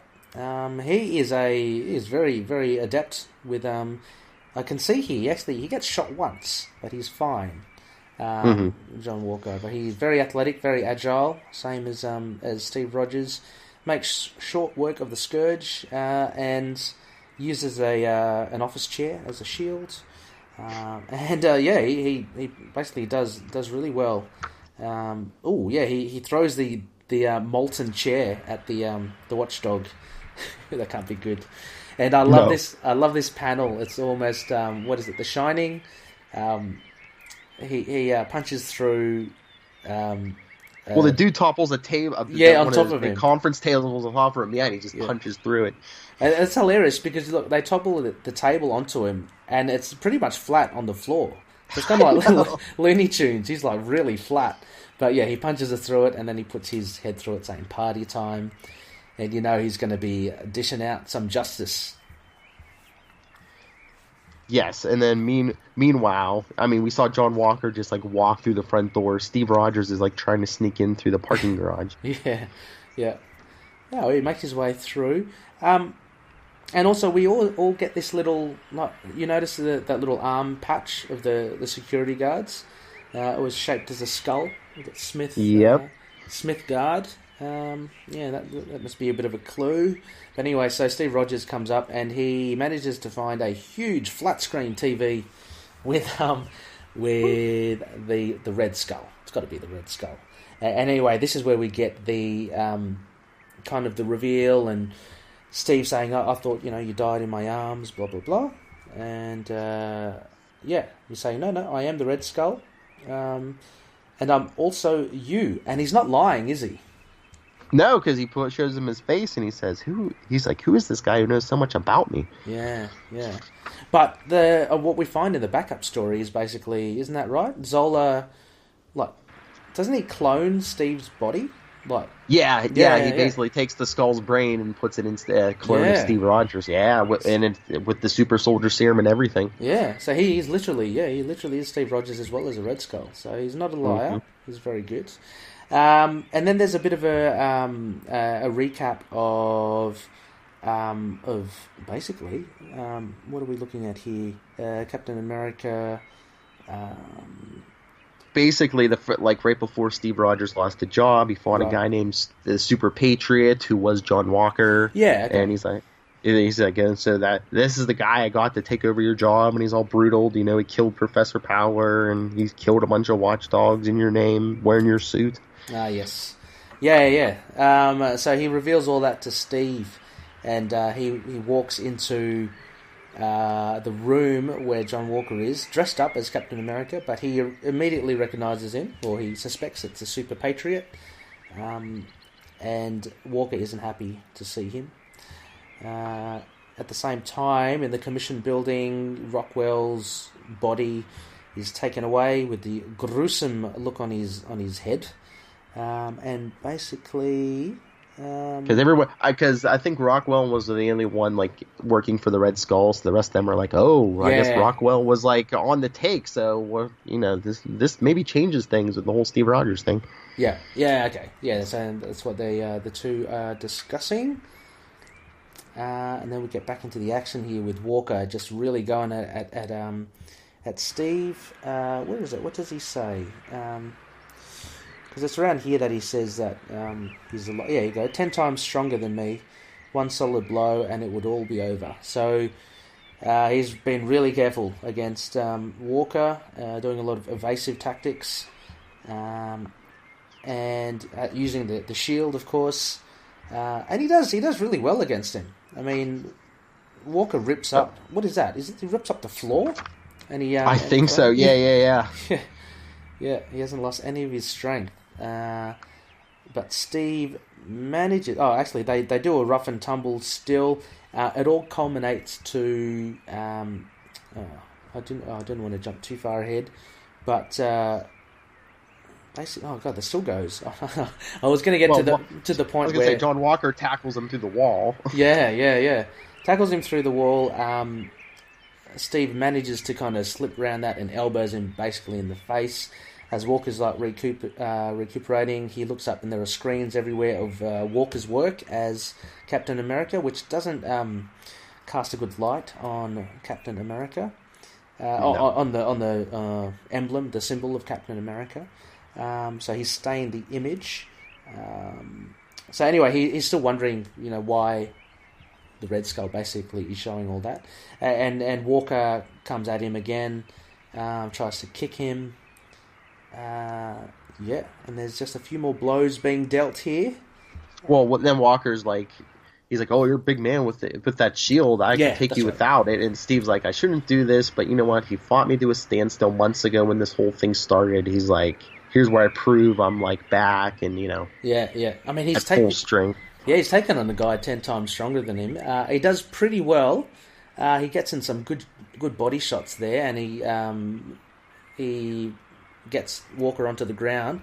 But Walker just looks menacing after that, and he just says, "Now it's my turn," and he launches himself at Steve. But Steve still does very well. He gets one kick in the gut. But he manages. Oh no, sorry, that's Walker. He manages to kick Walker, and they still tussle. And he's actually dishing out more of the punches than Walker, and he actually manages to get Walker to punch, I guess a substation or something. He gets electrocuted, but he's still not dead. And he grabs some wires and starts strangling Steve with the wires. Yeah, until Steve punches him in the sides of the head. Yeah, that's what I was going for. Yeah, like he said, I've got to do this absolutely right. I've got to put all my force into it. And he manages to punch him like at his ears, kind of like box him. So he's really down for the count. At which point the Red Skull comes out clapping. I'm surprised he's not laughing. He basically, I guess, applauds him for fighting Walker. Doing his big villain monologue. Yeah, there's a big villain monologue here. But he's also a bit sly because what he is hoping to do with his cigarette is he wants to release his red dust at Steve Rogers, but fortuitously, the dust of death in his cigarette, it kind of sprays out, and it sprays out more when Walker actually throws a shield to knock down the Red Skull, and he actually gets a whiff of it all in his face. Yep, so much for Steve Rogers' face. Yeah, now he because back in the day, Red Skull just wore a mask. Now he truly has a red skull. Yeah. Is this the first time that it's truly a Red Skull? Or I believe so. Yeah, I think prior to this, it had always been a mask. Yes. Yeah. Well, just desserts because he no longer has the pretty boy face, and he's got to now resort to the fact that that's fate for him. So anyway, so he runs and escapes. So it's left with the two captains, so to speak. And yeah, this was really cool. And then they're kind of faced in front of the committee. And basically, Steve says he doesn't want his clothing back, to the surprise of them. No, because it had been a big ordeal for him to give it up and everything. And now he's like, I realized I could do my job and everything without the title and the suit and everything. And basically, then as he's leaving, John Walker flags him down and says, hey, he's like, Rogers, he's like, who are you kidding? He's like, they're not going to let me keep the job. And he's like, no one else can do the job you do as Captain America, so. Yeah. And I like how this you can see actually in that page where they do discuss it, the real differences in the facial features. You see, yes. John Walker, a lot more rough, a lot more kind of square-jawed. Well, Steve Rogers is square-jawed, but he's a lot more heroic looking. Yes. Yeah, so really good art there. But yeah, no, it then ends with he puts on his original suit again. Again, we get another splash page with like no background, just character and some word boxes. Yeah. Good point as well. Yeah, similar to the Daredevil one. It's really nice, very effective use of it, and a great way to cap off the story. So no, that was a fantastic story. And then there's actually you get a few extra bits here because it's a bumper issue. I liked you get the women in Captain America's life. You get the 6 Captain Americas, which I found very interesting. Yes, his partners, yeah. Yeah, and then you get the backup story, which is essentially... Is this a John Byrne? It really looks like John Byrne. Yeah, John Byrne pencils, yeah. Grunwald wrote it again, of course, but yeah, it's Byrne pencils, yeah. Yeah, and this is basically... It's titled Resurrection, and basically it's just telling how the Red Skull... basically has come back from, well, basically resurrected. I mean, that's the name of the backup story. Very interesting here. It's quite wordy in this one actually, but I do love how they've included Adolf Hitler in here, the origins of the Red Skull, his upbringing, and the reasons why I guess he is diabolical as he is. It goes into the cosmic cube, stuff that kind of touches in the MCU films, which is I found really good, and yeah, you basically there's also what's her name? His daughter. She's quite a big player. Sin. Sin. Yes. Sin. Yeah. So you have that moment as well where he's got her as a newborn and he's about to throw her into the sea, but he keeps her, and she ends up being a real badass herself, and. Then just a couple of ventures that you see him like with him going toe to toe with Doctor Doom and such. This is when they go have a fight on the moon. That'd be a pretty cool one to see. Yeah, I never read that, but that might be from. I think he was in a few issues of that. Where there was like a supervillain team up book back in the day. Yeah, I mean this backup story is it's a little bit of a it's a nice little anthology of a recap. It's like the Red Skull's greatest hits, leading up to his first death. Yeah, exactly. But it just ends with obviously the dying in the arms of Steve Rogers, and being reborn basically with a new body. And as you alluded to before, he's got the skull there, the skull mask, and he chooses not to take it. But we know eventually. His face becomes a Red Skull anyway, so would have protected his face. It would have protected. Exactly. So he fell down on that point, didn't he? Yeah. So a very good, very cool issue here, Phil. Fantastic. It's no reason why. I mean, so these 4 obviously are these would be your top 4 books. I know it's a hard thing to try and figure out, but I know you probably have another 50, 100 that you'd love to take onto the island as well. It's a very hard thing to try to distill into 4, But yeah, it was really hard to pick, so I figured, okay, let's pick there's stuff from early on when I first started reading, and I figured these were old enough. A lot of people may not have read them before. Well, they certainly are good, and as we said before, these are great issues for Loony listeners out there who may not necessarily collect the titles and now might be interested in checking it out. These are all seasoned heroes, so we've got the Flash, Batman, Daredevil, and Captain America, but still, if you are more of the modern ilk, maybe it is worthwhile to check out the older runs, because there's a lot of gold in the older runs as well, and you have writers like Grunwald writing. It's just a different sort of writing back in the day, but it's very satisfying. So like we said, that Captain America issue, that's like where U.S. Agent comes from. If you're interested in a U.S. Agent, absolutely, and you can see the points where the movies and, you know, as Phil said, the TV shows have picked bits, you know, as references. So it's a little fun as well to see these things pop up, you know, albeit in reverse. So if you say watch Jessica Jones season 2 and you start, you know, reading these older issues, it's like, oh, geez, I recognise that guy from the TV show. So yeah, it's a lot of fun, really good stuff. So we'll put the show notes on there. Phil, I'd just like to thank you so much for coming on and taking us through those 2 epic books, but also your 4 books in general, as well as getting to know you a bit more. Oh, thank you. I mean, I had such a great time. I'm a listener of the show. I love being here, being on the other side for once. Oh, it's absolutely fun having you on. And I've got to say as well, we had the pleasure as well of actually popping on to your show around the time, I think, Infinity Wars, the Infinity War came out. Yeah. The Infinity War Roundtable, yes. Yeah, so Loony listeners, if you want to hear me mix it up with Phil and the likes of other collective members like Stu from the Signal of Doom, Adam from Adderland Rising, go check out the Capes and Lunatics episode around the time of, I think it was April, I guess then, around the time. Yeah, episode 50, yes. It was episode 50, yep, the big episode 50 roundtable. I remember that was a 2-parter as well, so there are 2 parts. We were on part 1, and then you had a really good discussion with some others in part 2, because it was just too big to unpack, wasn't it? Oh yeah, too many podcasters, and you know, everyone wanted to talk that movie. Yeah, oh god, what a magical time that was. I just got the Blu-ray for that yesterday, so I can't wait to watch it again. It's going to be pretty awesome. Still good, it holds up. It's still, I reckon.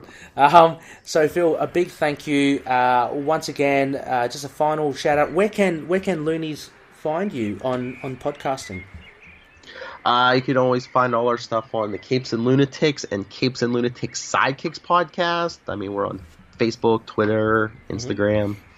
Yeah, just and you know, just hit Phil up with some questions if you are interested in the issues that he has chosen. If you have some questions about about anything, about Captain America, Daredevil, all that. It's Phil's very responsive. He's a fantastic host and podcaster, so definitely check it out. Right, Lynn, as well, we are still here at Avengers Mansion. I think, why don't we, since we're here, Phil, why don't we just hang around a bit more? Maybe we can, I was going to say maybe we can have a go at the Danger Room, but that's somewhere else. Maybe we can have a go at the Avengers Training Room. I don't know. Give it a go. I'd like to... Where's Tony Stark's liquor cabinet? Oh, where's his suits? I'm going to try his suits. Oh, yeah. So I think whilst we have a look for Stark's tech, thanks once again for listening. And yeah, we'll catch you next time. Moon Knight and affiliated characters, stories and events are properties of Marvel Characters Incorporated. Materials used and discussed within the podcast are intended for critique and review purposes only under the fair dealing concept of the current Copyright Act. The views, information or opinions expressed during the podcast are solely those of the individuals involved and do not necessarily represent those of the copyright owners.